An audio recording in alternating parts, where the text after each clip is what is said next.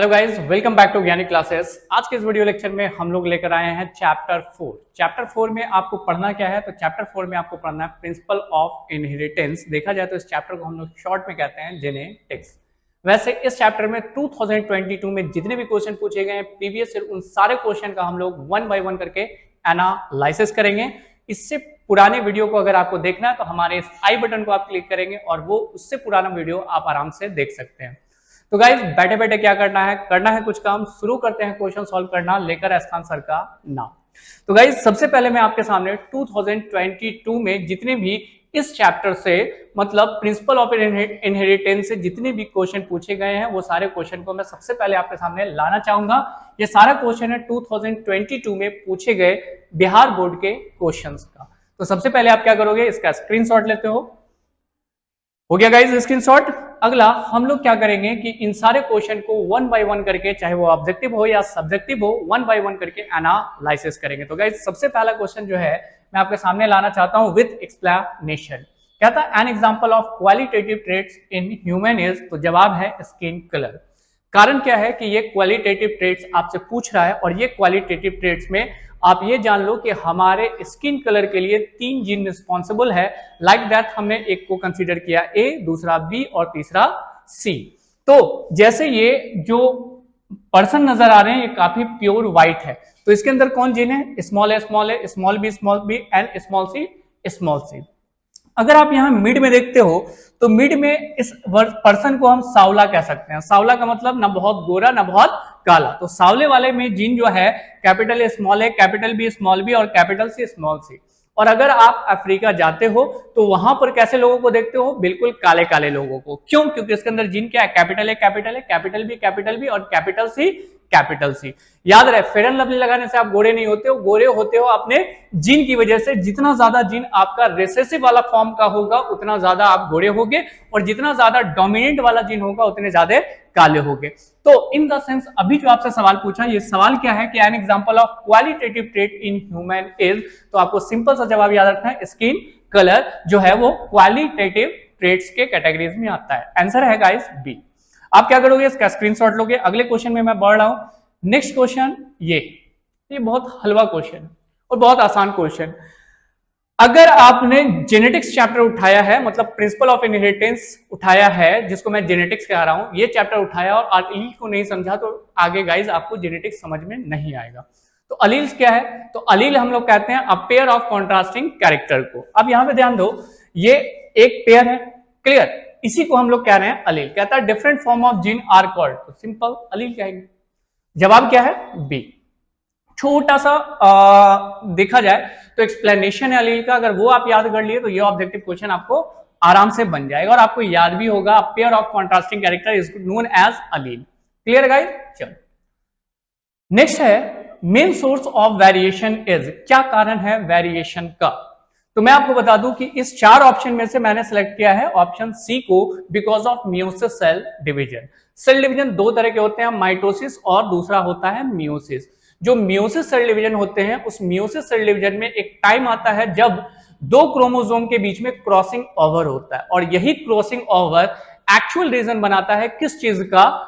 Variation का। तो हमारा सवाल क्या था कि main source of variation is, तो जवाब क्या है? Meiosis cell division. इसके पीछे रीजन क्या है? तो रीजन एक छोटा सा कि मियोसिस सेल डिवीजन में क्रॉसिंग ओवर होता है, और जहां क्रॉसिंग ओवर होता है वहां जीन का एक्सचेंज होता है, और एक्सचेंज होने की वजह से ये क्या कॉज करेगा? वेरिएशन। तो जवाब क्या है गाइज? Meiosis cell division. अगले क्वेश्चन में बढ़ते हैं, थर्ड के बाद next guys 4th number question है जो सब्जेक्टिव पे बेस्ड है। एक क्वेश्चन में आपको कोडोमिनेंस डिफाइन करना है, तो दूसरे में डिफाइन करना है क्या? Incomplete dominance. लेकिन मार्क्स आपको 2 ही मिलने वाले हैं, इसलिए एक क्वेश्चन को आप यहां पे कैटेगराइज करोगे 1 मार्क्स के लिए। सबसे पहले आप समझो कि कोडोमिनेंट क्या है और दूसरा इनकम्प्लीट डोमिनेंट क्या। मैं इनकम्प्लीट डोमिनेंट पहले एक्सप्लेन कर रहा हूं। इन द सेंस कि जॉर्ज जॉन मेंडल साहब ने जब एक्सपेरिमेंट किया तो उन्होंने क्या किया कि एक टॉल प्लांट था, एक ड्वार्फ प्लांट था, और दोनों का हाइब्रिड चाहे तो उसका जो प्रोजेनी बनेगा, मतलब उसका बच्चा कच्चा जो बनेगा, तो चाहे तो टॉल बनेगा चाहे तो ड्वार्फ बनेगा। इस दोनों के अलावा तीसरा कंडीशन उन्होंने नहीं दिया। इन द सेंस एक प्लांट है जिसका नाम है मिराबिलिस जलापा, और इस मिराबिलिस जलापा में आपको क्या ध्यान देना है कि 2 तरह के फ्लावर होते हैं। जनरल लैंग्वेज में हम लोग उसको 9 बजिया फूल, 8 बजिया फूल, 10 बजिया फूल ऐसे करके कुछ लोग टाइम के बेसिस में उसको जानते हैं। वो 2 कलर का फ्लावर देता है। तो एक कलर उसका होता है रेड और दूसरा क्या होता है व्हाइट। ये 2 कलर के फ्लावर उसमें पाए जाते हैं। कौन से प्लांट में? मिराबिलिस जलापा। अगर मेंडल्स के लॉ की माने तो मेंडल्स का कहना था कि ये रेड और ये व्हाइट मिलकर के अगला जो प्रोजेनी बनेगा, चाहे तो रेड होगा अगर डोमिनेंट है तो, या फिर व्हाइट बनेगा अगर दोनों का दोनों रिसेसिव आ गया तो। लेकिन इसमें हम क्या देख रहे थे कि रेड वाला जीन और व्हाइट वाला जीन दोनों मिला तो ये कौन सा कलर बना दिया? पिंक कलर बना दिया। That is called incomplete dominant. मतलब ये डोमिनेंट नहीं हो पाया, बल्कि इसका जो प्रोजेनी बना वो इन बिटवीन बना। क्लियर? तो ऐसे केस में हम बोलते हैं इनकम्प्लीट डोमिनेंट। दूसरा मैं एग्जांपल आपको समझाना चाहता हूं, किसका? कोडोमिनेंट का। सपोज करो मेल कॉ में अगर हम बात करते हैं कि एक मेल और फीमेल, एक का कलर व्हाइट है और दूसरे का कलर ब्लैक, ठीक है, दोनों के बीच में हाइब्रिड हुआ और उससे बेबी बना। ठीक है, जो बेबी बना उसके अंदर कौन सा कलर है? मेंडल्स के लॉ के अकॉर्डिंग अगर बात करें तो चाहे तो व्हाइट होगा चाहे तो ब्लैक होगा। लेकिन हम क्या देख रहे हैं? स्पॉटेड देख रहे हैं कि उसके बॉडी में बहुत ज्यादा स्पॉट्स है, मतलब व्हाइट प्लस ब्लैक ऐसा मिलता है ना। तो ऐसा इसलिए मिल रहा क्योंकि व्हाइट भी डोमिनेंट हुआ और ब्लैक भी डोमिनेंट हुआ। अगर दोनों एक साथ डोमिनेंट होगा तो उसको कोडोमिनेंट कहते हैं। क्लियर है? और इसका बेस्ट एग्जांपल हम लोग भी आ जाते हैं ब्लड ग्रुपिंग में। कौन सा blood group? The blood group is AB। जो हमारा ब्लड ग्रुप AB है, इसमें ये A वाला जो आया वो मम्मी से आया और B वाला किससे आया? पापा से आया। और दोनों का दोनों डोमिनेंट है, दोनों अपने कैरेक्टर को रिप्रेजेंट करने के लिए तैयार है और दोनों कर भी रहा। इस कारण इसको नाम दिया गया कोडोमिनेंट। ये रहा कोडोमिनेंट। और अभी हमने आपको बताया क्या? Incomplete dominant. करना क्या है समझने के लिए तो सर समझ गए, जो बचा हुआ है वो है लिखने वाला काम। तो लिखने वाला काम में सबसे पहले मैं आपसे बात कर लेता हूं कि क्या मैंने समझाया और क्या लिखा हुआ। Incomplete dominant is the phenotype where none of the allele of a gene is dominant over each other, so the both of them are present together, a new intermediate phenotype is obtained। मतलब कि जो दोनों progeny, मतलब दोनों parents को मिलाकर जो progeny developed होगा उसका रिजल्ट ना इस पेरेंट से मैच करेगा ना उस पेरेंट से, क्योंकि दोनों में से कोई भी डोमिनेंट नहीं हो पाया। दोनों का जो रिजल्ट बना वो इंटरमीडिएट बना। किसके केस में? इनकम्प्लीट डोमिनेंट के केस में। और एग्जांपल क्या है यहां? जस्ट अभी मैंने आपको समझाया, मिराबिलिस जलापा। नेक्स्ट आते हैं गाइस, तो नेक्स्ट है आपका कोडोमिनेंट, सॉरी कोडोमिनेंट अगला। In codominant both the alleles of a gene express themselves. मतलब इसमें दोनों का दोनों जीन एक्सप्रेस करता है अपने आप को। जैसे मैंने क्या कहा है, एक ब्लैक कॉज के बेसिस में बात कर रहे हैं, ब्लैक और बुल ले रहे हैं व्हाइट कलर का। दोनों से जो हाइब्रिड करके जो बेबी बना उसके अंदर व्हाइट और ब्लैक दोनों है, मतलब दोनों का दोनों dominant. Simultaneously that is F1 generation is resemble to the both parents. Example के बेसिस पे AB blood group that is inheritance, that is A and B type. तो सिंपल सा छोटा डेफिनेशन आपको याद रखना है, इनकम्प्लीट डोमिनेंट का, दूसरा किसका? कोडोमिनेंट का। और पीछे आपको क्या करना है? स्क्रीनशॉट लेना है। इसके बाद अगले क्वेश्चन में मैं बढ़ रहा हूं। स्क्रीनशॉट हो गया गाइस? नेक्स्ट क्वेश्चन की तरफ आगे बढ़ते हैं गाइस। और नेक्स्ट क्वेश्चन क्या कह रहा है? Name any 2 chromosomal disorder in human. मैं आपको सबसे पहले समझाना चाहूंगा कि क्रोमोसोमल डिसऑर्डर क्या होता है। हम लोगों के अंदर क्रोमोसोम होते हैं 46 एक नॉर्मल पर्सन के अंदर, जिसमें से 44 आपका ऑटोसोम है और 44 के अलावा 2 सेक्स क्रोमोसोम है, मतलब टोटल मिला के 46 हो जाता है। लेकिन क्रोमोसोमल डिसऑर्डर में क्या होता है कि क्रोमोसोम का नंबर चाहे तो बढ़ जाएगा या क्रोमोसोम का नंबर घट जाएगा। मतलब ये 46 से 45 हो जाए, मतलब घट जाना, या 46 से 47 हो जाए, क्रोमोसोम का बढ़ जाना। बढ़ना या घटना आपका डिसऑर्डर कहलाता है और वो डिसऑर्डर कहलाता है क्रोमोसोमल डिसऑर्डर। क्रोमोसोमल डिसऑर्डर होने का कारण मियोसिस सेल डिवीजन का नॉन डिसजेक्शन है। क्या है? नॉन डिसजेक्शन। ऑब्जेक्टिव में ये सवाल बन सकता है। खैर अभी तो फिलहाल मैं आपको यही बताना चाहूंगा कि क्रोमोसोमल डिसऑर्डर जो एनसीईआरटी में आपको पढ़ने हैं वो 2 नहीं 3। एक है क्लिनिक-फ्लेटर सिंड्रोम, दूसरा है टर्नर सिंड्रोम और तीसरा है डाउन सिंड्रोम। आप इस 3 में से 2 को डिफाइन कर दो, लेकिन उतना ही डिफाइन करना कि आपको इतना मार्क्स मिल जाए, मतलब 2 मार्क्स के लिए। तो एक डिजीज को मैं 1 मार्क्स के लिए एक्सप्लेन करने जा रहा हूं, वो भी एक लिमिटेशन के साथ। तो मैं सबसे पहले एक्सप्लेन करूंगा क्लिनिक-फ्लेटर सिंड्रोम के ऊपर। क्लिनीफेल्टर सिंड्रोम में अगर मैं बात करता हूं तो ये क्लिनीफेल्टर सिंड्रोम एक क्रोमोसोमल डिसऑर्डर है, इसलिए मैं यहां डिफाइन कर रहा हूं। लेकिन आप यही देखोगे कि इसमें क्या होता है कि तो ये सेक्स लिंक डिसऑर्डर है, मतलब इसमें 6 वाले क्रोमोसोम बढ़ जाते हैं। जनरल किसी भी मेल और फीमेल के अंदर 2 सेक्स क्रोमोसोम होते हैं, लेकिन इस डिजीज वाले कंडीशन में 3 सेक्स क्रोमोसोम हो जाएंगे, जिस कारण आपको यहां दिखेगा XXY, मतलब ट्राइजोमी कंडीशन। 3 क्रोमोसोम का हो जाना क्या कहलाएगा? ट्राइजोमी। लेकिन एक का अगर घट जाना तो वो एक बन जाएगा, दैट इज कॉल्ड मोनोजोमी। अभी फिलहाल क्लिनीफेल्टर सिंड्रोम में बात करें तो कहता है it is sex link disorder in which the 3 sex chromosome that is trisomy XXY means individual have 47 chromosome, it is sterile male। अब ये जो क्रोमोसोम है XXY, ये XX फीमेल कैरेक्टर को रिप्रेजेंट करेगा तो XY मेल कैरेक्टर को represent करेगा, लेकिन रियलिटी में हम इसे स्टेराइल मेल कहते हैं। क्या कहते हैं? Sterile male. क्यों? क्योंकि इसमें आपको मेल और फीमेल दोनों कैरेक्टर आपको रिप्रेजेंट होंगे, मींस इंडिविजुअल हैव 47 क्रोमोसोम। आगे क्या कहता है? Sterile male that is masculine और small testis and with many female character such as क्या? Breast that is called gynaecomastia. मतलब क्लिनीफेल्टर सिंड्रोम जो है वो एक क्रोमोसोमल डिसऑर्डर है जिसमें क्रोमोसोम का नंबर एक बढ़ जाता है। तो कौन सा क्रोमोसोम नंबर बढ़ता है? तो 6 क्रोमोसोम वाला, और बन जाता है XXY। ये क्लिनीफेल्टर सिंड्रोम क्लियर है गाइस। अगला जो मैं एक्सप्लेन करने जा रहा हूं वो डॉन के ऊपर रिप्रेजेंट करने जा रहा हूं या एक्सप्लेन करने जा रहा हूं। वैसे डॉन का खोज 11 मुल्कों की पुलिस कर रही है और आपका भी खोज जारी होना चाहिए, क्योंकि डॉन से आपका सवाल आएगा। लेकिन ये डॉन कौन सा डॉन? Down syndrome. तो गाइस डॉन सिंड्रोम में अगर मैं बात करता हूं तो हमारे बॉडी में अभी जस्ट मैंने कहा कि हमारे पास 22 ऑटोजोम है। इस 22 ऑटोजोम में से जो ऑटोजोम्स होते हैं उसको हम लोग रिप्रेजेंट करते हैं 1 2 3 4 5 6 7 इस तरह से 22 तक। लेकिन इसी में जो क्रोमोसोम हमारे पास 2 है, कौन से क्रोमोसोम? क्रोमोसोम नंबर 21 और 21 आपके और मेरे अंदर ये नॉर्मल है। लेकिन होगा क्या कि एनुपुलाइडी वाला कंडीशन हो जाएगा, मतलब क्रोमोसोम का नंबर 21 वाला बढ़ जाएगा। कितना क्रोमोसोम? एक और बढ़ जाएगा। जनरल हमारे आपके अंदर 2 रहता, लेकिन ये डाउन सिंड्रोम वाले पर्सन के अंदर कितना हो जाएगा? 3 हो जाएगा। तो ये भी कंडीशन ट्राइजोमी। लेकिन बड़ा कौन सा? तो बड़ा है यहाँ पे ऑटोजोम्स। यहां तक क्लियर गाइस?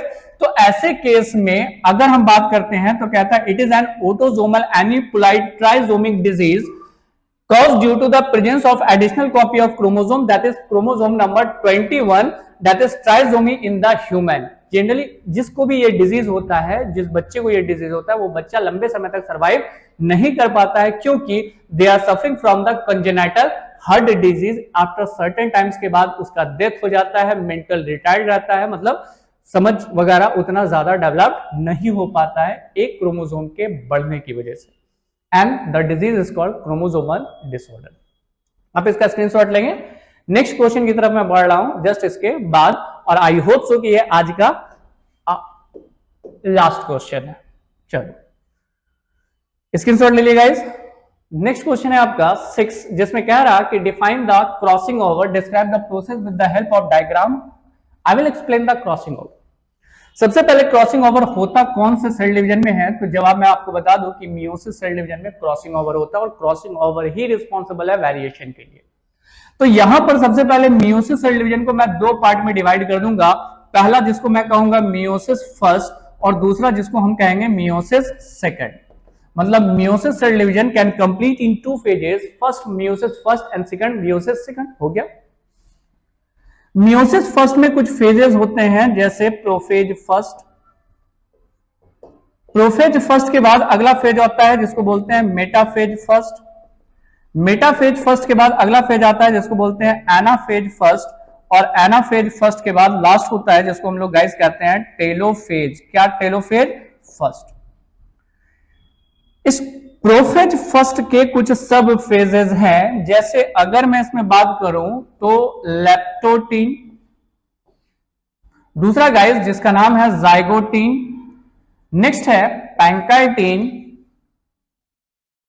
पैंकाइटीन के बाद अगला है जिसको कहेंगे डिप्लोटीन, और डिप्लोटीन के बाद नेक्स्ट है जिसको कहेंगे डाइकाइनेसिस। ये सिर्फ और सिर्फ प्रोफेज फर्स्ट में होगा, बाकी किसी में नहीं होगा। अब इतना लंबा नाम आप कैसे याद रखोगे? तो शॉर्ट करने के लिए आप याद रखना लटकते, क्या लटकते? एक मिनट। लटकते जुल्फों पे दो दीवाने। याद हो गया? क्या याद हो गया कि बेटा ट्रिक्स आपको कैसे याद रखने हैं। एल लटकते हैं, मींस की लटकना तो है ही, बात तो समझ लो पहले क्या है, leptotene. Z that is a zygotene. P pachytene. D diplotene and D diakinesis. तो फोटो आपको याद ही हो गया होगा, लटकते जुल्फों पे दो दीवाने। और जब मैं इसका क्रॉस कर रहा हूं तो ये क्रॉस कहां, और आप पी पे, मतलब pachytene is a phase where the crossing over can take place. तो मियोसिस सेल डिवीजन पहली बात याद रखिएगा, और दूसरी बात याद रखिएगा आप पैंकाइटिन। ये तो आपको समझाने के लिए था, जो आपको समझ में आ गया होगा। तो क्रॉसिंग ओवर कब होता है? क्रॉसिंग ओवर होता है मियोसिस सेल डिवीजन में पैंकाइटिन। ये तो हमें एक्सप्लेन करना ही है, जो बाय वर्ड करना है। लेकिन अगर मैं इसके डायग्राम पे बात करूं तो डायग्राम में होता क्या है, आप पहले ये समझ लो कि एक क्रोमोसोम है, क्लियर, और ये दूसरा क्रोमोसोम आएगा, दिस इज सेकंड क्रोमोसोम, और दोनों का दोनों क्रोमोसोम एक दूसरे का होमोलोगस क्रोमोसोम होगा। होमोलोगस क्रोमोसोम होगा। जैसे अभी जस्ट मैंने आपसे कहा कि भैया अगर ये क्रोमोसोम नंबर 21 है तो ये भी क्रोमोसोम नंबर 21 होना चाहिए, दोनों एक जैसा। जैसे एक्स है तो एक्स क्रोमोसोम होना चाहिए, तो ये होमोलोगस क्रोमोसोम होगा। लेकिन होमोलोगस क्रोमोसोम के अलावा एक और वर्ड आता है जिसको हम लोग कहते हैं non sister chromatids. Non sister chromatids का मतलब हुआ कि दोनों जो क्रोमोसोम है दोनों एक दूसरे से डिफरेंट है, इन द सेंस कि अगर इसके पास कोई डोमिनेंट कैरेक्टर तो इसके पास क्या है, रिसेसिव कैरेक्टर है। इसके पास बी वाला रिसेसिव कैरेक्टर है तो इसके पास बी वाला डोमिनेंट कैरेक्टर है। अब इस दोनों के बीच में फिजिकल एक्सचेंज होगा, किसका, क्रोमोसोम का। मतलब यहां का क्रोमोसोम थोड़ा सा वहां, वहां का क्रोमोसोम थोड़ा सा यहां। और जब ये फिजिकल एक्सचेंज होगा तो आप खुद सोचो कि अगले फिगर में आप क्या बताने का कोशिश करोगे। अगले फिगर में यही ना बताने का कोशिश करोगे कि यहां वाला जो क्रोमोसोम का छोटा सा पोर्शन था वो कहां चला गया, अगले के पास, और अगले का जो छोटा सा पोर्शन है वो कहां चला गया, इस क्रोमोसोम के साथ। मतलब फिगर में आपको यही रिप्रेजेंट करना है जो मैं बता रहा हूं। मतलब ये कैरेक्टर वहां से यहां चलाया और यहां वाला कैरेक्टर कहां से, यहां से कहां चला गया, वहां चला गया, और क्रॉसिंग ओवर हो चुका।